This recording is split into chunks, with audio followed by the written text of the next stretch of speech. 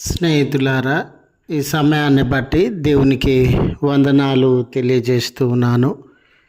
నీకు హాని చేయుటకు స్నేహితులారా, మనకు ఎన్నో రకములైనటువంటి హాని జరిగే పరిస్థితులను మనము ఎదుర్కొనేటటువంటి వారంగా ఉంటాం. హాని జరగడానికి పరిస్థితులు పొంచి ఉన్నవి అని మనము ఎరిగి ఉన్నప్పుడు ఎంతో భయానికి, వేదనకు లోనవుతాం. ఒక్కొక్కరి జీవితంలో ఒక్కొక్క రకమైన హాని వారి మీదికి రావడానికి సిద్ధంగా ఉండవచ్చు.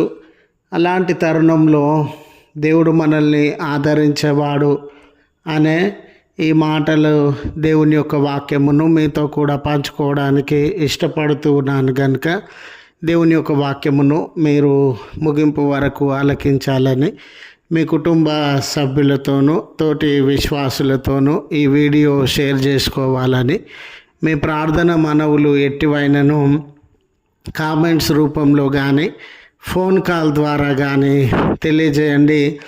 నమ్మకముగా మీ కొరకు ప్రార్థించడానికి సిద్ధంగా ఉన్నాము. ఈ వీడియో మీ ఆధ్యాత్మిక జీవితంలో ఉపయోగకరంగా ఉంది అని మీకు అనిపిస్తే దయచేసి ఈ ఛానల్ను సబ్స్క్రైబ్ చేసుకునవలసినదిగా మనవి చేస్తూ ఉన్నాను. లేఖనము అపోస్తుల కార్యములు 18వ అధ్యాయము 10వ వచనము. నేను నీకు తోడై ఉన్నాను, నీకు హాని చేయుటకు నీ మీదికి ఎవడును రాడు. స్నేహితులారా, ఒక సిద్ధాంతాన్ని నమ్మి ముందుకు సాగుతున్నటువంటి తరుణంలో, లేదా ఒక మంచి కార్యం కొరకు జరిగించాలని, సాధించాలని ముందుకు సాగుతూ ఉన్నటువంటి తరుణంలో ఎన్నో వ్యతిరేకతలను, దాడులను, శత్రువులను మనము ఎదుర్కోవలసినటువంటి వారంగా ఉంటాం. చూడండి, ఎప్పుడైనా కూడా వెలుగుకు చీకటి వ్యతిరేకంగా, మంచికి చెడు వ్యతిరేకంగా, నీతికి అవినీతి వ్యతిరేకంగా పని చేస్తూ ఉన్నటువంటి తరుణంలో మరి ఆ హాని జరిగించడానికి వ్యతిరేకంగా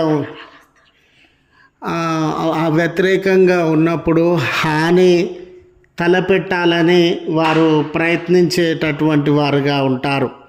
అంటే చెడును సపోర్ట్ చేసేవారు మంచి చేసేవారికి, లేక చీకటిని సపోర్ట్ చేసేటటువంటి వారు వెలుగు సంబంధులకు హాని తలపెట్టాలి, గాయపరచాలి, అవమానించాలి, పరువు తీయాలి, బలహీనులనుగా మార్చాలి, వారి అవకాశాలను దూరపరచాలి, వారిని నామరూపం లేకుండా చేయాలి, లేక వారి ప్రయోజనములను దెబ్బతీయాలి అని ఎన్నో రకములైనటువంటి హాని తలపెట్టేటటువంటి వారుగా ఉంటారు.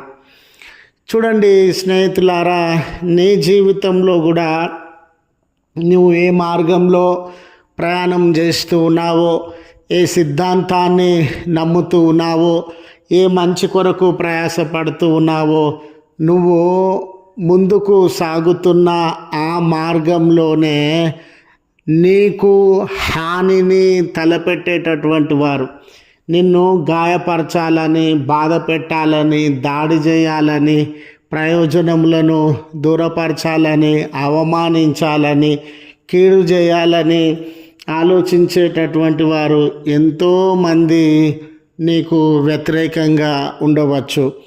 ఈ మాటలు దేవాది దేవుడు ముఖ్యంగా అపోస్తుడైనటువంటి పౌలు గారికి తెలియజేస్తూ ఉన్నాడు.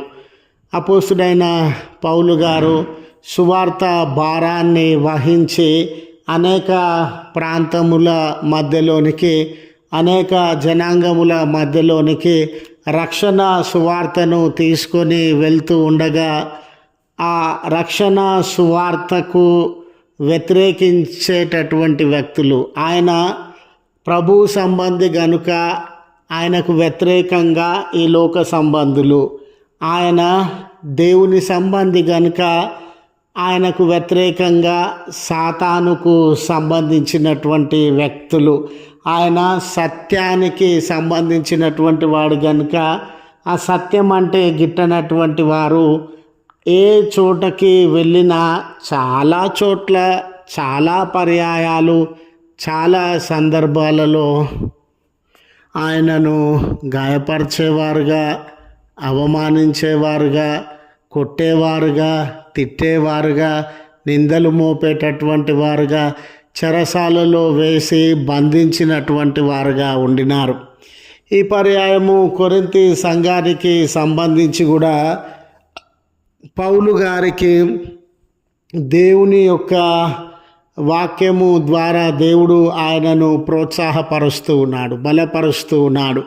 అయ్యో, నువ్వు భయపడకు, ఒంటరిగా ఉన్నానని అనుకోకు, ఈ వ్యతిరేకతలను భరించగలనా, ఈ సమస్యలలో ముందుకు సాగగలనా అనే ఆలోచనను నీ మదిలోనికి రానివ్వకు.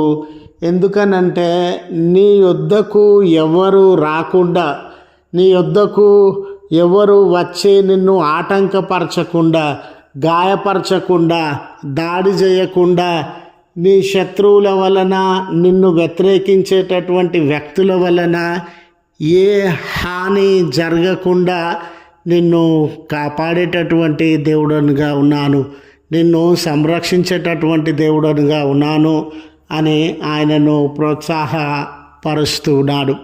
స్నేహితులారా, ఈనాడు నీ జీవితంలో కూడా నా కొరకు పలాని హాని దాగి ఉంది, నా కొరకు పలాని ఆపద దాగి ఉంది, నా కొరకు పలాని శత్రువు దాగి ఉన్నాడు, నా కొరకు పలాని అపాయము దాగి ఉంది అని నువ్వు కృంగిపోతూ ఉన్నావేమో, నిరాశ నిస్పృహలలోనికి వెళ్ళిపోతూ ఉన్నావేమో, భయము, ఒంటరితనాన్ని అనుభవిస్తూ ఉన్నావేమో. అలాంటి తరుణంలో ఏ హాని నీ మీదకు రాదు. ఎవరు నిన్ను బాధ పెట్టేటటువంటి వారు నీ వద్దకు రారు అనే దేవుని వాక్యము నీతో కూడా నిన్ను ఆదరించడానికి, మనలను బలపరచడానికి, మనలను ప్రోత్సాహపరచడానికి ఆయన అందజేస్తూ ఉన్నారు అని గుర్తు చేస్తూ ఈ మాటలను ముగిస్తూ ఉన్నాను. ప్రార్థించుదము. కృపగల తండ్రి, ప్రేమగల మా రక్షక, మీ పరిశుద్ధ శ్రేష్టమైన నామమును బట్టి కృతజ్ఞతలు, స్తోత్రములు చెల్లిస్తూ ఉన్నాం.